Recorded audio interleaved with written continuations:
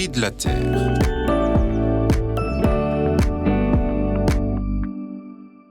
Qui connaît le STRADE, le SDAGE, le SAGE, le PTGE et le BTB?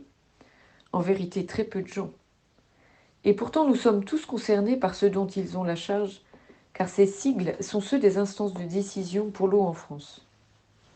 L'un concerne la région, le second le département, le troisième le territoire. Avec tous ces yeux et ces oreilles fixés sur les cours d'eau, leur quantité et leur flux, tout devrait bien aller.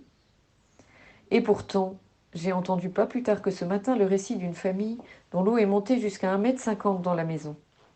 Quand ils ont appelé pour avoir de l'aide, il leur a été répondu « Nous ne pouvons rien faire pour vous ». Et pourtant aussi, quand on sait qu'on peut arriver en situation de manque d'eau, le réflexe logique et de bon sens serait d'en faire des réserves. Mais non, on laisse l'eau couler à la mer sans la retenir. Dans la Somme, le pourcentage d'eau utilisé pour l'arrosage par les agriculteurs correspond à 1% du volume d'eau qui part à la mer.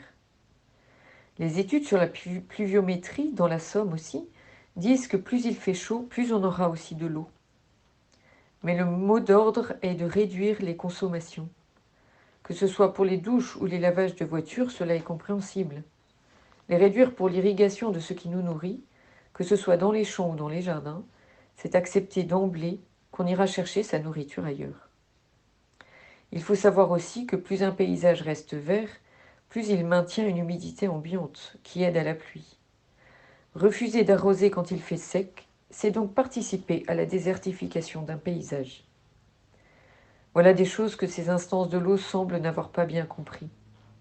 Mais heureusement, voilà dans quelques jours les élections européennes. Qui sait, peut-être y aura-t-il des élus pour porter la voix de l'eau en Europe, pour se conformer enfin à la réalité.